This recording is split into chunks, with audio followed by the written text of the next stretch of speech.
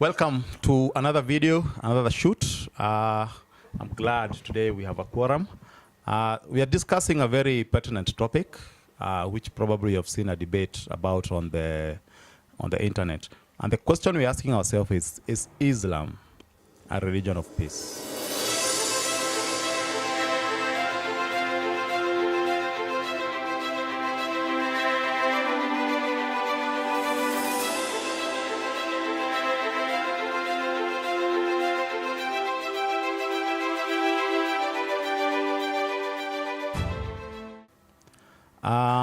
Most of you might answer, why are we not asking ourselves, why is Christianity a religion of peace?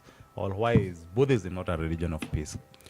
And I'll give you a simple answer. If it is based on the current happening in the world, if we discuss if Christianity is a religion of peace, that would be an academic exercise. If we discuss Buddhism as a religion of peace, that might not be academic exercise based on what is happening in Myanmar. But is Islam a religion of peace? I think that is a question that is very pertinent, especially with the current situation in Israel and Gaza, Afghanistan, whatever. So we want to explore this question, understand whether it's a religious question, whether it's a geopolitical question. So that's it. So what is Islam? Islam is, of course, the second most globally. It has about almost 2 billion people, followers. It's projected by 2050, Islam is going to overtake Christianity and become the majority religion. So, of course, we know there are two main sects of Islam, Sunni, Shia, and mostly they both follow Quran, but they have different hadiths. The main difference is the question who should have taken over from Muhammad died. Some people believe it should have been, I think Sunni believe that it should be the son and it should be like a monarchy. But the one who actually took over is a friend who is like a senior elder, so who are now family related, and that is where the separation came from. We know they follow Quran. Quran is the holy book, is the Bible of Islam, and they have hadith, which are also secondary but very important. We have Sunnah. Sunnah are normally like what people write about Muhammad. The people who are with Muhammad. What did he say? What did they say? They are not binding, but they are like stories about Muhammad. So what is controversial about Islam? Number one is the character of Muhammad, and number two is the character of Quran. One of the things we quarrel about mostly with Muslims when I'm debating them is about like the wives of Muhammad. They are very controversial. He had, I think, about over 10 wives. And one of them, of course, the famous one is Aisha. Khadija is the most famous one because she was like many years older than Muhammad. Then there was Aisha, who was 6-year-old, 9-year-old, you know how the story goes. But I don't know why people overlook the other wives like Rayyan bint Ziyad and Maria. Both of them were slaves. Like Rayana was a slave who had been was a Jew actually, but the tribe had been conquered. And then in Islam, yes, you're allowed now to take, if you conquer a community, you're allowed to take the wives, which is exactly like what the Bible says in Numbers. I don't remember the number. Like, go and kill them and take the virgin among them. Yeah, the one who are virgin among them. Maria was a gift to Muhammad. So the king of Alexandria, modern Egypt, gave Muhammad at that time several slaves, women. And one of them happened to be Maria and her sister. And what Maria did is, Muhammad did is, she started quote unquote cheating. Let's use the word cheating with Maria, and the other wives were very angry. But then he promised them, I'm not going to marry her. It was just an event. It's a very funny story how he was caught. And then he said, and then eventually she got pregnant and they ended up being married. So that is it about Islam. Now, I have 2, 3, 4, 5 controversial verses, but I think I'll read them. I'll brief them after the question. I have 3 questions for you guys. I'm going to ask the first 2 together, so that we can save time, and then I'm going to ask the third one question. So we are talking about religion. Is Islam a religion of peace? So we have to understand what we mean by religion of peace, because I'm sure every one of you has heard, like, if you're a Christian and people say, the Bible said that, but that is not Christianity. That is misinterpretation. That one you're pulling it out of context, you know. So, and Islam, they also have the same. You know, you'll say a controversial verse, they say that's not actually the it was meant. And then Muslims also have a secret weapon that Christians don't have. If you beat them with facts, they revert to Arabic. And of course, they bring language barrier. You are talking nicely in English, and then Malala Walakbar, and then so so the question is, what do you mean by religion of peace? Is it what people do? Because you can look at Muslims in Kenya. I think 95% of 90-something%, even 99 of Muslims, they are peaceful people.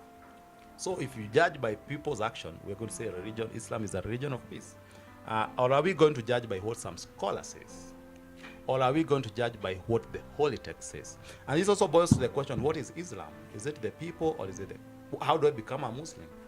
I become a Muslim if I believe in the Quran and everything it says. So I don't want to give you the answers, but what do you mean by a religion of peace?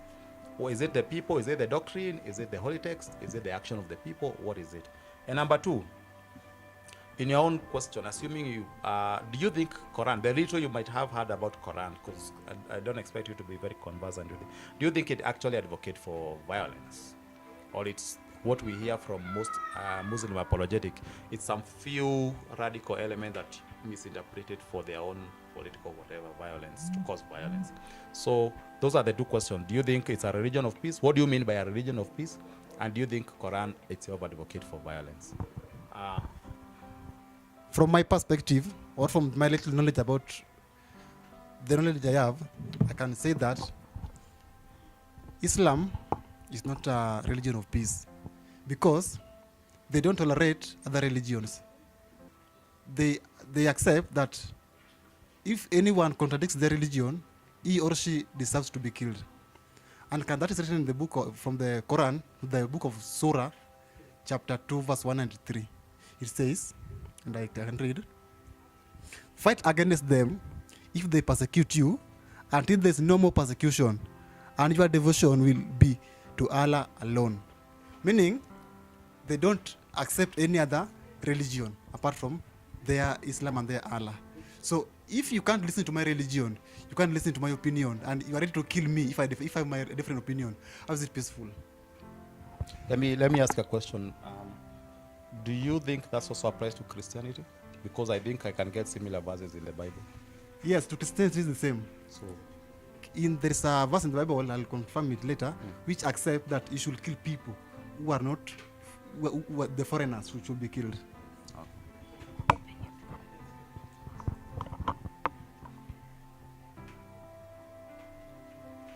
Yeah, to emphasize on the same point, there is a verse that says, "Fight against them if they persecute you until there is no persecution, and your devotion will be to Allah alone. If they stop persecuting you, there will be no hostility against the aggressors." So these people, they want everyone to be on Allah's side, of which we don't know. As Christian, as I grew up as a Christian, I didn't have the same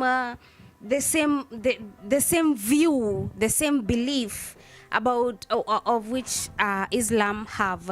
So I don't think Islam is a peaceful religion, because I also have friends that are to a KDF, and they tell us that wale watu wa KDF, they have, like, when they are going to bomb other people, they have things that they are protecting, wanna protect their private parts, so that when they go to get killed, when they go to heaven, they will meet the 72 virgins. For which I think God is a misogynist banner. Surely, how can he be supportive of men going to heaven just to have sex? Seriously. Yeah, how? Sex is supposed to be an earthly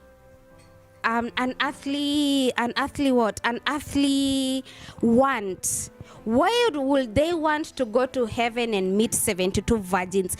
And for crying out loud, they are virgins. It's painful to lose your virginity as a girl. Talking as a girl, it's painful to lose your virginity. Why would God want you to go to heaven while you are virgin, so that you can wait for a man who is on earth? A man who is on earth, not even him as God, I feel so mad about this. Why would you wait for a man who is on earth to come to heaven and have sex with you? Not even you one as a person, 72 of you. So these people, It's a reward. For seriously, how can this be a reward? This is using women like, this is sexism in its what, I don't even have words. Yeah, in its worst form, Bana. How can you go to heaven just to, I want to go experience heaven? Like this friend of mine, they were KDF, and they used to be bombed kwa barabara when they were using Sudan to come to Garissa, then to come to Nairobi. This guy was telling me that wanaenda wanabom watu, and then when you go to see that person, ameva protective things huku chini. Surely, does God really need sex? This sex is supposed to be for humans, for me as a man, for them as a human. I thought God, kwani God only to create for what? I think I feel so mad because did God create us? Did God create women for sex?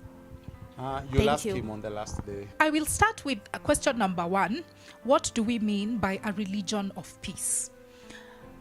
Do we gauge a religion's peacefulness based on the actions of its faithfuls, or on its holy text, or both? And I think my answer is the latter, both. You look at the actions of the individuals who follow that faith, and you also look at what their holy text says. Granted, not all Muslims are violent.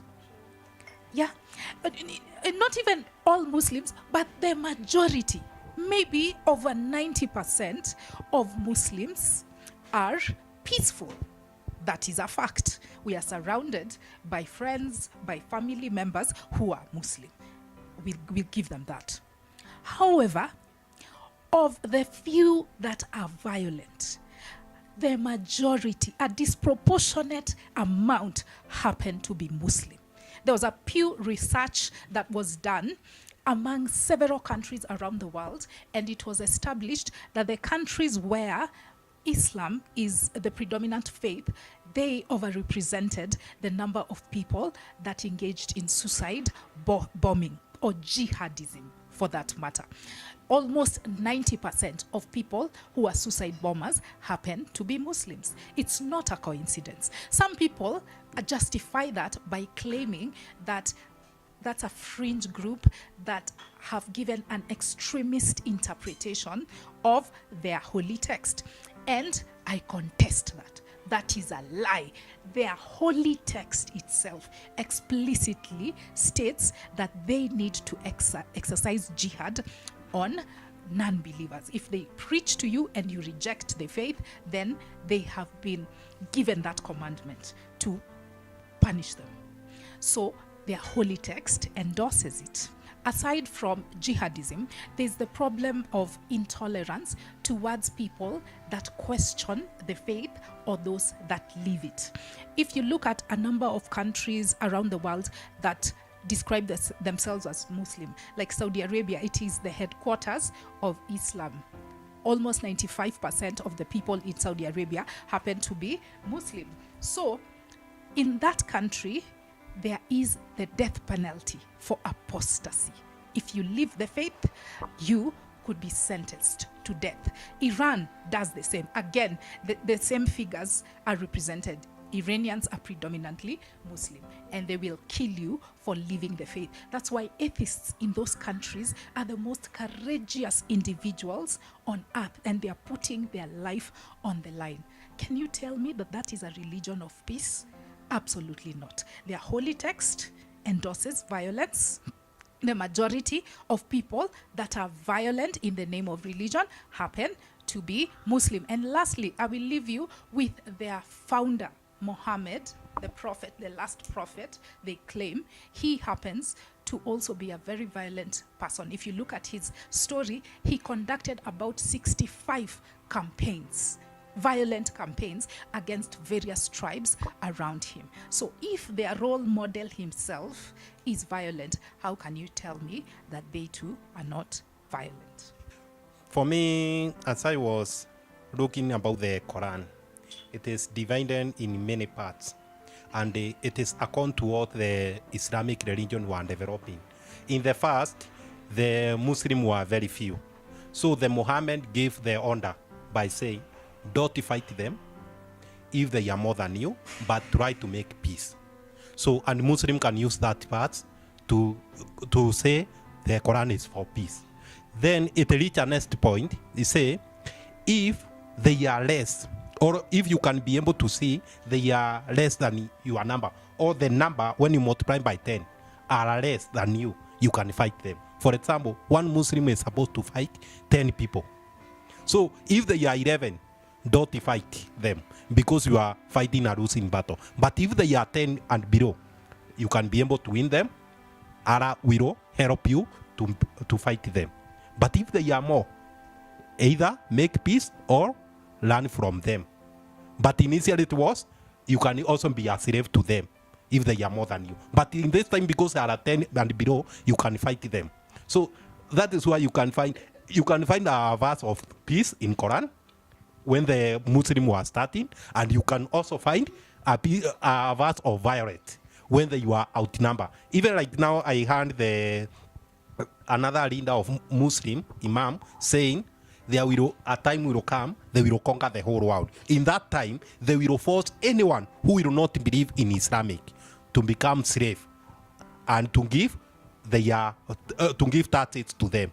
They force them as a slave. That is what, and that is the main agenda of the Quran of Muhammad. That is how it started. So, if, for example, in the Quran, chapter 80 verse 39 say, fight those unbelievers until they believe in Allah, until they worship Allah. So, when you find somebody who is not worshiping Allah, you are supposed to fight him or her until, obey and accept to worship Allah. But even that's not, either you slave them or you kill them, according to that chapter 8 verse 39. So the Islam, you may find some excuse because, for example, I was arguing with my colleague, I think it's last month but one. He claimed that you don't know Quran. I asked him why, because Quran is written in Arabic. In that case, I told him I don't know Bible. He asked me why, because Bible was not written in English or Kiswahili, was written in Greek and Hebrew. So in that case, it means we know nothing. We don't know even the other languages. You cannot be able to speak English or Kiswahili because you are not born in that language. So that is a very stupid argument or excuses. So it means we cannot even learn science. We cannot know how microwave work or how electricity work, because the person who say about electricity, he did not say in English. He say in his own language, then it is translated to English. I want to look at it from a different way. In my opinion, the peacefulness of a religion is demonstrated by its extremists. Because the extremists usually are the people who have the purest interpretation of the religion. They take the book literally, in every sense of the word. So, Christian extremists, Muslim extremists, and extremists, Buddhist extremists actually demonstrate the peacefulness of their religions. Define extremists. It's the people who take their books as the absolute truth and take them literally.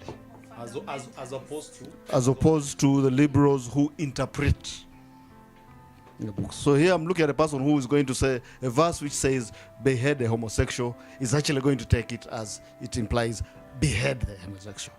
Whereas most of the people will interpret it as that was an agreement made maybe by the old days and now doesn't apply to us. So the later people are good in spite of their religion, not because of their religion. So if you look at religions in general, one of the most peaceful religions is the Jainists. And one of the ways you see that they're the peaceful religion is by looking at their extremists. Their extremists will not even kill an ant. Jainism itself, some of the adherents will walk around, they'll kill ants, or yes, they may eat, they'll look at plants, I think, but the extremists in Jainism will do anything to avoid any violence to life. That shows you what the religion is about. The extremists in Islam, on the other hand, will almost do anything to create violence. And that demonstrates the basic fundamental problem with that religion. So and who is a real Muslim? The one who follows it literally or the one who interprets? I will not go into the argument of who is a real Muslim. Because a real Muslim, by definition, depends on the person saying it. Okay, what is Islam? Again, it depends on the school of thought you follow.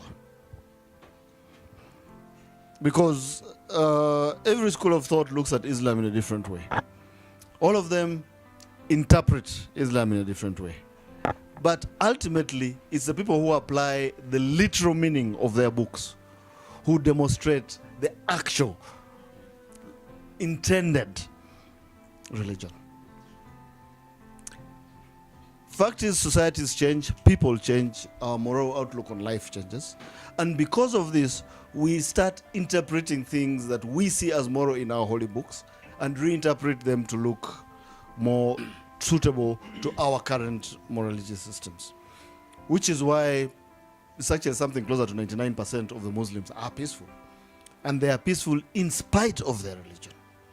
However, because they support the extremists among them, they are also responsible for the violence that comes from the extremists. They do not condemn them, they do not prevent them, and sometimes they protect them.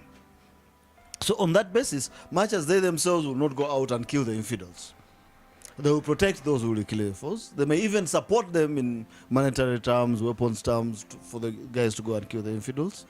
So they are complacent, yes, but they also are fully responsible for the violence that is done in their name. So in that basis, I would look at it that, yes, Islam is not a peaceful language. However, I may also add, there are very few peaceful religions in the world.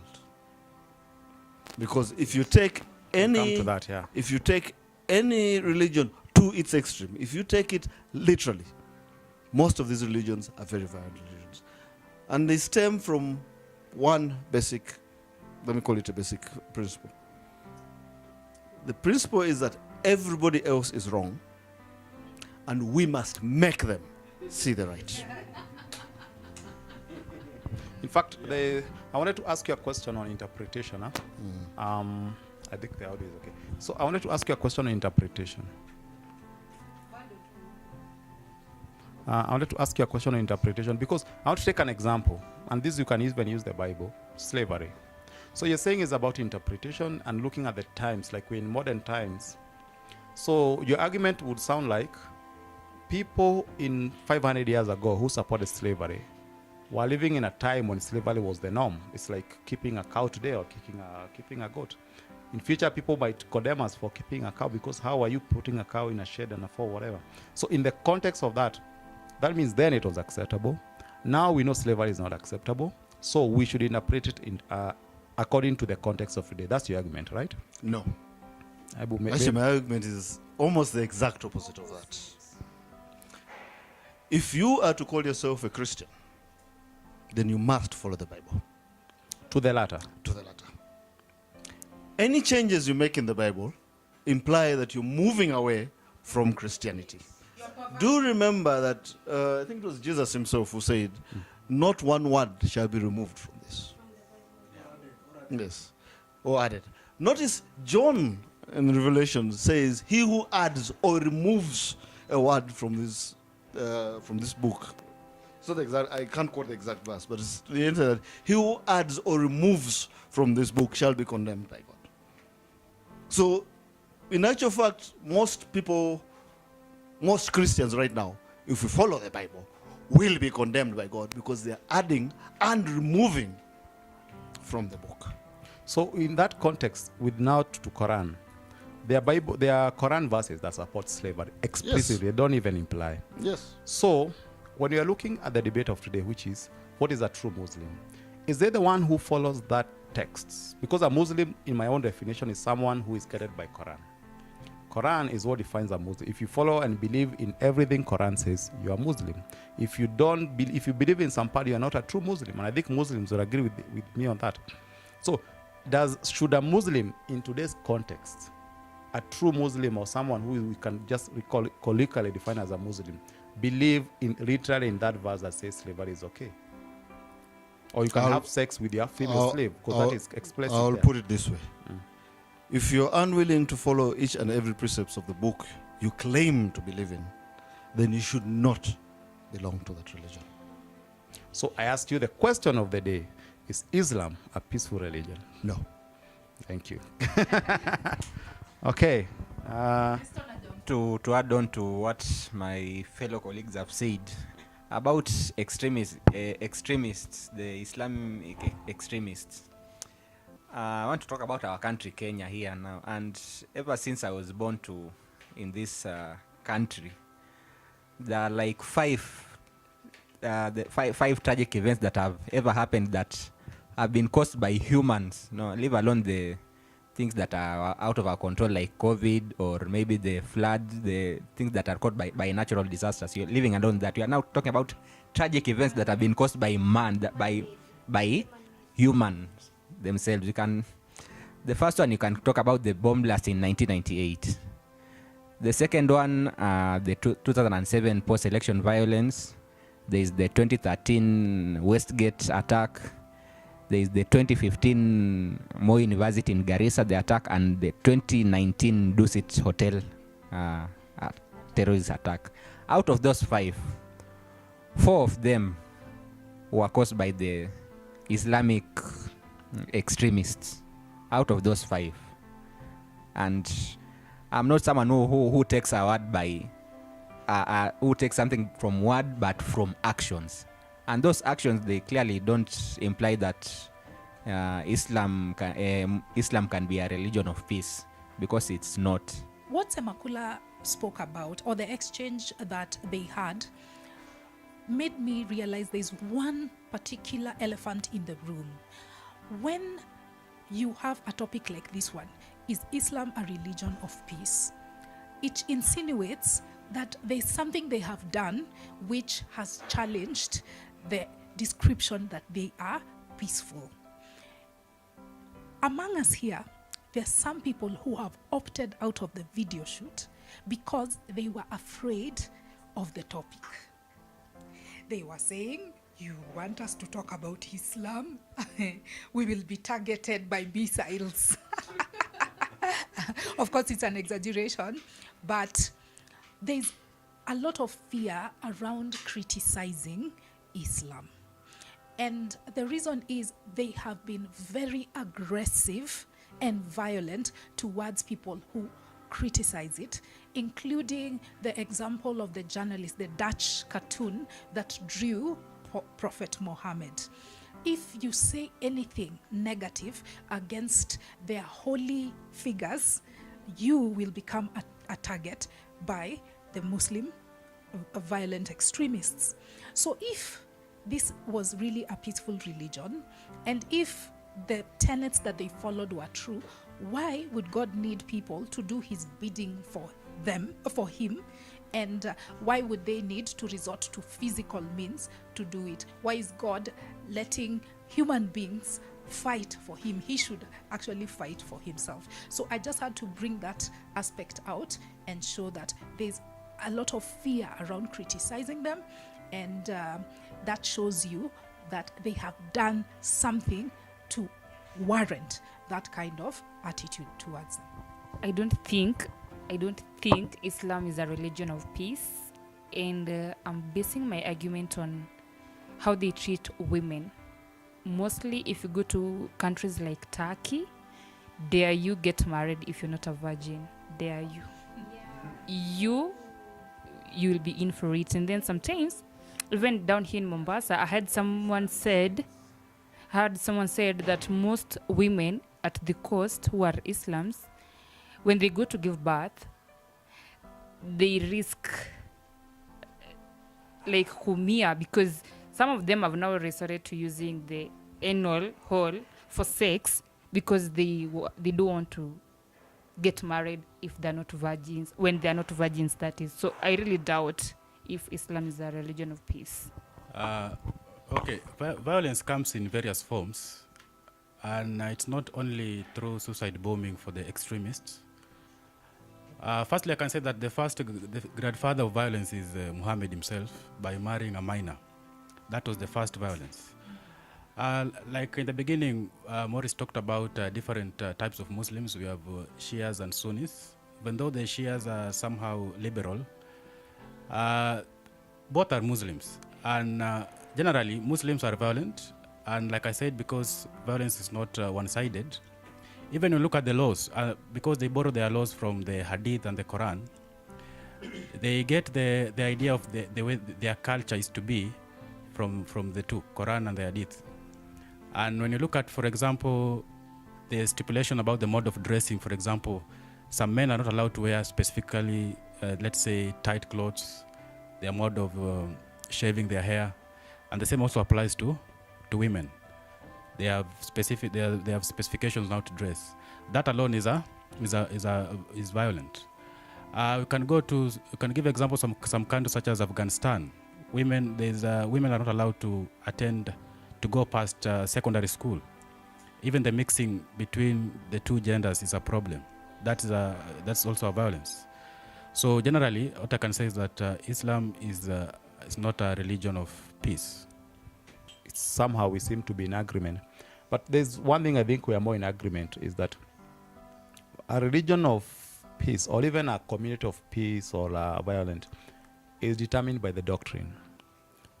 We agree that most Muslims people are peaceful people, in spite, as some scholars put, in spite of the Quran. Now, if the way I define personally Islam is people, a Muslim is someone who adheres to the Quran and its teaching. The way I define a Christian as someone who adheres to the Bible and its teaching, because there are over 30,000 doctrines of the Christianity, and they all read from the same book.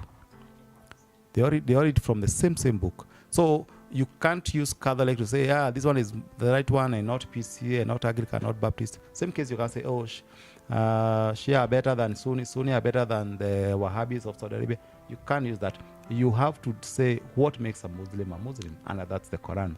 And so my criticism on whether Islam is a good religion, is a religion of peace, is based on what the Quran says, not what the adherents do. Because I think it's a bad book, but most of the followers happen to be good people. Number two, he has said that violence does not just come in form of bombing. It comes in very different forms.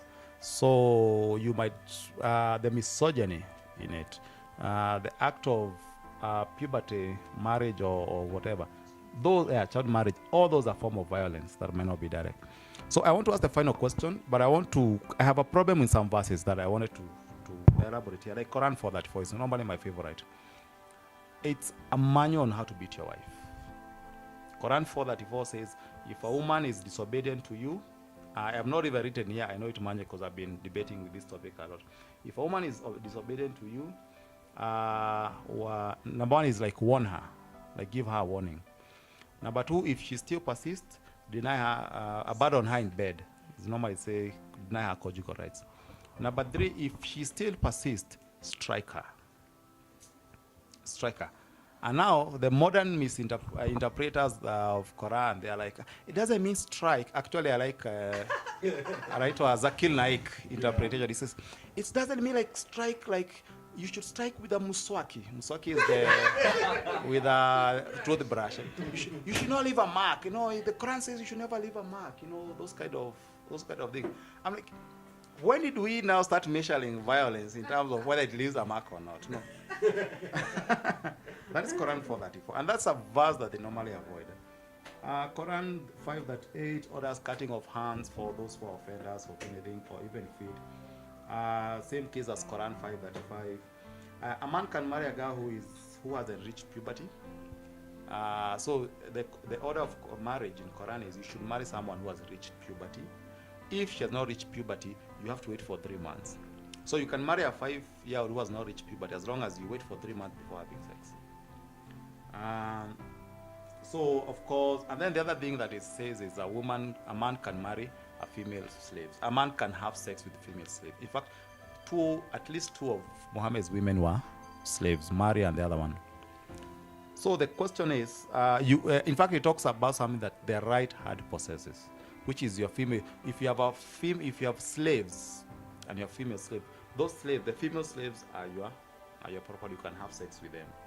But if my wife as a Muslim cannot have sex with the male slaves, it's kind of forbidden. So those are some of the verses. There is the issue of superiority of subjection. A woman testimony is half. So if a woman want to go, and this is a big loophole that Islam uses in marriage. So the Quran says, and this is Sharia, that a man testimony need 2 women to counter that. Now look at the issue of domestic violence, which is a very big issue in Muslim community. Most domestic violence anywhere in the world do not happen in front of witness. They happen in the bedroom or in the lock of the houses. So if I beat a woman as a man, and a woman goes and complain, the woman need another woman who witnessed that case to counter my. She says, he beat me. I say, no, I didn't beat her. She need to get another woman to counter my counter. And that is how they cordon, because otherwise, without that, the sheikh is going to say, you are lying. I believe the man, because the man evidence is twice. So those are the kind of verses that we are looking at. So there are a lot of verses. We can have these verses a lot. And as someone said here, you can also get equally good verses. If you want not to kill someone, they are very nice verses. If you want to be peaceful, they are very nice verses. But they always have a caveat. Of course, it's be peaceful, be nice to your Muslim fellow. So the question I'm asking is, the other point I want to make before I ask the question is, Islam is not unique. It's not in isolation. In fact, the Quran is more peaceful compared to the Bible. Bible makes Quran look like the peace manual. Bible is so violent. So the question I'm wondering is, if all this, and you see Judaism also follow the Bible, but the Testament, the Old Testament, the Judaism. So the question I'm wondering is, if Judaism and Christianity are more violent in text, why are they not more violent on the ground? Why are more Muslims following a less violent book? Yet on the ground, as we look, most of the violence that is happening is coming from Muslims. I have to give a caveat here. We're talking in the year 2023. If we were having this debate in the year 2020, 2050, actually even 1980, or 1950, we would be saying, the debate today would be, is Catholic a religion of peace? Because I think they have committed the most violence. So the question we're wondering, what is it that Christianity has done in terms of interpretation, in terms of their whatever, that they are not still doing there? I think the last Christian bombing was 1994, when they were doing IRA in Northern Ireland and versus UK. That's when they did the suicide bombing in London. The issue of drawing of cartoon. Why is that not a problem with the issue of blasphemy against the Bible? Like if you ban a Bible, people are like, that's a stupid man. If you ban Quran, there will be fatwa all over the world, So there is the issue of executing people, all those things. So the question is, what is it that Christians have a very violent book, but they seem to be more, quote unquote, not be adherent to it in terms of violence, yet Muslims still seem to be, to me. Is it the age of their religion? Is it the fact that the religion is strict and it's not progressive? What do you think is the problem of that? And this is the last question, so you can put it with any other thoughts that you have about this topic. So,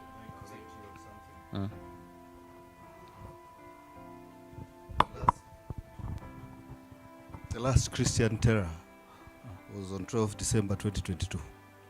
I talked about Christian bombing, suicide Christian bombing. Suicide bombing. Oh, suicide bombing, Yeah, yes. suicide bombing. But terror attacks, if you look at, you cannot look at acts of terror as only suicide bombing.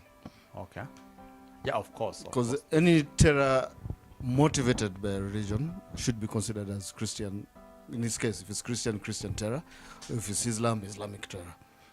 Yeah, and So- if you're going to look at it from that perspective, I would make an opinion that Islam takes the lead, Buddhism, because of what they are doing in Myanmar, takes number 2.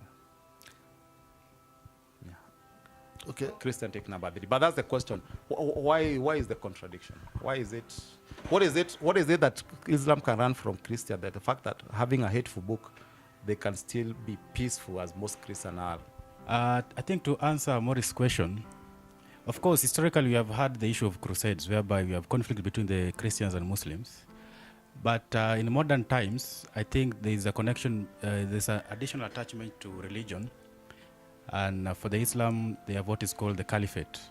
So they have attached the political structure in a way that they want to expand their religion, but in a different way, using political structures. And it's because of the same that you can see that, for example, in Africa, even the current research suggests that the number of Muslims will be higher. So it's because I think it's because of that attachment that people still cling to Islam as a religion. And even though they still do so, we have that aspect of violence. It has not gone away. Because, for example, recently we had the issue of Iran, whereby the beautiful girl called about the hijab, Amin, was assaulted. We have morality police there. So the main idea is about the caliphate, and it is so sad that as they try to expand, they also stick to their they still write in their Quran, unlike Christians. For example, the Catholics, and for the Catholics, for example, they still change their doctrine because of the times, because of modern times, because people are awakening. They are coming to question the things that are there present in the Bible. Yes, unlike the Quran, which tries to stick to the originality of it as it was written previously in both the Quran and the Hadith. On top of that question, because I have some other point, and I don't think everybody's going to get a chance to comment. There's the issue of caliphate, which he has talked about, which I wanted someone to comment. There's this issue of jizya taxes. I don't know if you guys know what a jizya taxes is. So if you live among Muslim, one of the verses, the Quran says, you can pay a tax for protection. So ideally, as an apostate, you should be killed. But if you pay taxes, which is a protection tax, a jizya tax, then it's okay, you are not supposed to be. So the issue is even people living among ISIS, mostly the non-Muslims, if they pay that taxes, which is supposed to be taken to the Imam, then they are supposed to be offered protection. There's the issue of speaking Arabic. So like if I become a Muslim today, I'm supposed to learn Arabic. I'm like, if Allah is all powerful, why would he create me a Swahili Kenyan? And then for me to understand his word, which he communicated to me, I have to learn another language. Why not create me an Arab then, or have it as my... So those are the things. And finally, the issue of ex-Muslims. I think that's a big thing that we are dealing with as a society, actually. Most ex-Muslims, they want only to attend our Zoom meetings. They want to be with us remotely because the immediate threat they face is from their immediate family. So those are the things I think we can touch as we give our final remarks. Well, about the jizya taxes, there is this issue ilikuwa imekuja about Catholics. They had to take this absolution. I don't know what is. I don't remember the name. They were like, if you want to do something, if you want to sleep with a minor, you can do it as long as you take an absolution something, so that God cannot punish you because you had already taken an absolution service or something like advanced repentance. Yes, it's advanced repentance. So if you harm a minor, or you do something that does not go with accordance to the Catholic belief, then God is going to forgive you. Yeah. Anyway, so my point was, I have Muslim friends, and people who are they are pagans, but they decide, I don't want to go for Christianity because they feel like Christianity restricts them because of the God of the Bible punishing. You know, the God of the Bible brought people to whatever of Noah. People, no, God instructed Noah to bring 2 by 2, and people were not. They did not support that idea, so it was just animals that got into the ark. So people are in support of like this Judea, whatever, this Muslim thing. Like, if you're not doing this, then God is not going to punish you because you did this and you asked for protection, for like you asked God to forgive you beforehand. So if you're going to rape a woman, God already forgave you. So I think that's the most problem I have with Christianity, because God gives you an absolution method. Like, if I'm going to rape this person, if I have this abolition, if I have absolution, then I'm not going to be prosecuted or things like that. That's why I am for secularism. On what Morris has just talked about, of why are Muslims violent, and yet their Quran is not even more violent than the Bible, but Christians of today, they are more peaceful. But I can say maybe the reason is because I think there's this competition between these two top religions of Islam and Christianity. Islam they're trying to overtake the numbers of Christians, and I think if they do that, Christians will also try to fight back. Like the Europeans are trying to fight back, the countries like France, Sweden, they are trying to fight back. They're trying to drive away those Muslims that have started to bring up numbers in their own countries. And also the second thing is about limiting. They're trying to do this by also limiting freedom, which is limiting the freedom of their own people. Like where I said about the hijab, the story in Iran, where they have jailed over 20,000 women because of protesting against wearing of the hijab, and also over 2,000 have been killed because of the same reason. I think it might be because of this competition between these two top religions, of Christianity and Islam, which can do you think also the age is a factor, because Islam is a young religion compared to Judaism and Christianity? Yeah, I don't because know if religions mature just like wine with time. Yeah, maybe that might be a factor, because Christianity, I think it's 1,500 years older than. It's 500 years, 600 years. 500. Yeah. Islam is 1,400 years. Christianity is 2023, as we are. Okay. Okay, age might also be a factor in that, but for me, in my opinion, one of the biggest factors is this competition, where I don't know, some Muslims they are trying to bring up numbers that maybe in 2050 they should have overtaken Christianity, but that might bring up the Christians can also try to fight back.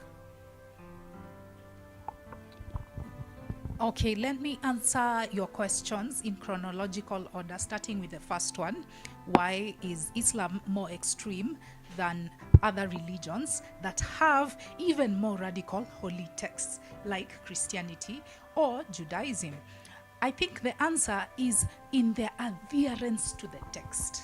I believe that Muslims tend to be more fundamentalist in their interpretation of the text vis-a-vis Christians or Jews.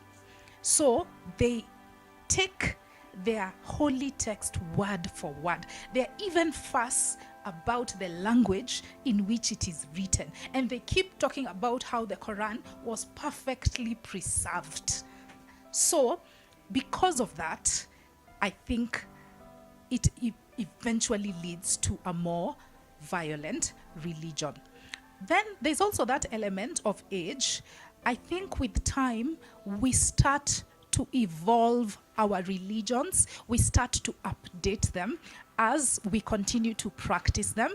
We start to see holes in them, and then we improve them based on secular principles. In fact, the longer a religion stays around, the more likely that it will update its moral principles, or the more likely it will become secular.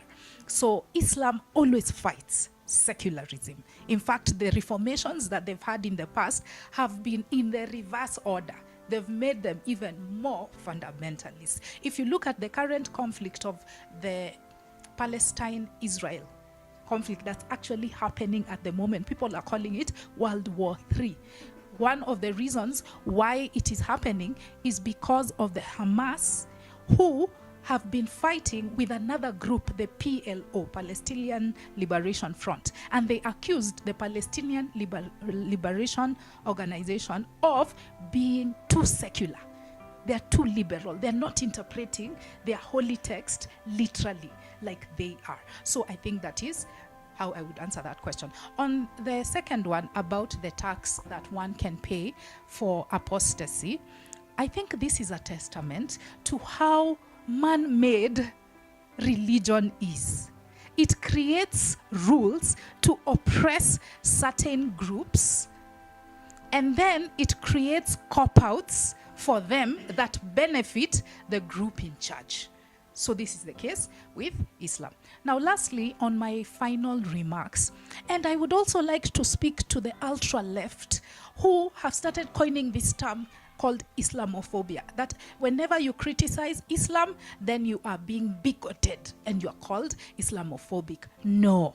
You can criticize a doctrine without being bigoted or without discriminating against the people. Islamophobia to me only applies when you deny people opportunities because of their faith, because of being Muslim, or maybe you arbitrarily arrest them because of their faith. But when it comes to criticizing an idea, no idea, I repeat, no idea should be above reproach.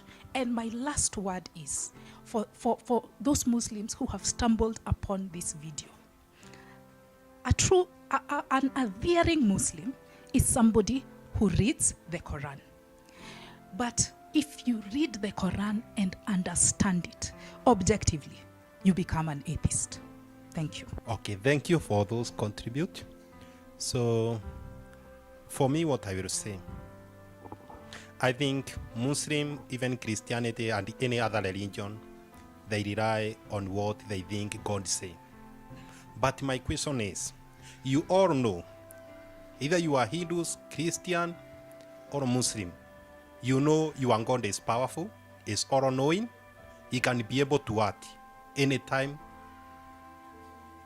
any place. Why do you want to take place of your God and fight him back? If I do mistake, for example, let's talk about the homosexual. You say homosexual is wrong because your religious book says so. But if homosexuals are doing against your God, why don't you allow your God to come and revenge, to come and discipline that person who is acting as homosexual or lesbian? Why do you want to implement the law to imprison those people or to come to kill that person? Does it that mean your God is weak? Your God is fake? If your God is able, allow him or allow her to come and take his part, to come and revenge. If I denounce, I stop to be a Muslim, why do you want to come to kill me, calling me apostate? Is your God weak? Allow your God to come and punish me or to kill me, but not to send you. To say, for you to come to kill me, it means your God is weak or your God is fake. And to silence people from attacking idea, it means how weak is your idea or how useless your idea is.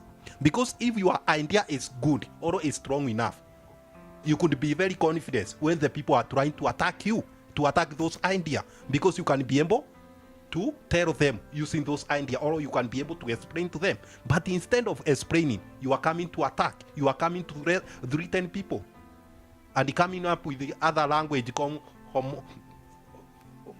homophobic against Islam. Why do we don't have homophobic about the Christians? Islamophobia. Okay, so we need to be very serious as a human. If your idea is being attacked, and that idea is not yours, it's from your God, let your God come and attack us. So, in conclusion, two things I have to say before I conclude. Is Islam a religion of peace? If you define Islam from Quran, no, it's not a religion of peace. If you define Islam from the people, most of the people who follow it, yes, it could be defined a religion of peace. In most cases, Muslims who follow Quran strictly or fundamentally, as you say, are going to engage in violence merely because they've been taught that in the Quran and madrasa. But there's something also we must not overlook. It doesn't mean that Muslims are always the aggressor, because that's a very bad connotation. There are instances where the Muslims are suffering a great injustice as we speak in this world. One of them is Palestine. As much as, I don't agree with Hamas and their mode of operation, it is very bad for a whole place, 2.2 million, 3 million, to be put in like an open air, what do you call an open air refugee camp. Be denied water, be denied anything, and you expect them to live that for years and not fight back. Remember, in this country, there was a time Omar was called the terrorist by the Western media. The African National Congress, the biggest terrorist in this continent was Nelson Mandela before they got independence. So people fighting for self-determination, as much as I sometimes don't agree with the tactics, they are being oppressed. People in Muslims in India, especially the area of Kashmir between Pakistan and India, Muslims are being dragged from their homes and being executed. And that is one of the other big injustices that is happening. Muslims in Myanmar, whatever is being done to them and other minority communities by the majority Buddhist government, I think that's injustice. The last one is the Uyghur Muslims. I think this is the most tragic one. The Uyghur Muslims in China, where China is putting them in re-education camps. Putting them, and even they have now developed a software where if you are Muslims, even a Christian, you walk around, the police take your phone, they put it in your machine. If they find any verse of the Quran, the machine is able to detect if there's a Quran or anything religious. You are taken and you disappear, you are taken to the education camp. It is, and they have big camps. They have millions of people in those camps. I think, as much as I don't think Islam is a religion of peace, I think Muslims are people of peace, and they should be allowed to. Be as people, because as much as I don't agree with Christians, I don't agree with Muslims, I don't agree with Hindu, I believe fundamentally in their right to practice whatever they want. Finally, conclusions. I want to say this: no monotheistic religion is a religion of peace. None. Time might have changed, and Christians are now interpreting this in context or doing whatever they want, but no monotheistic religion is a religion of peace.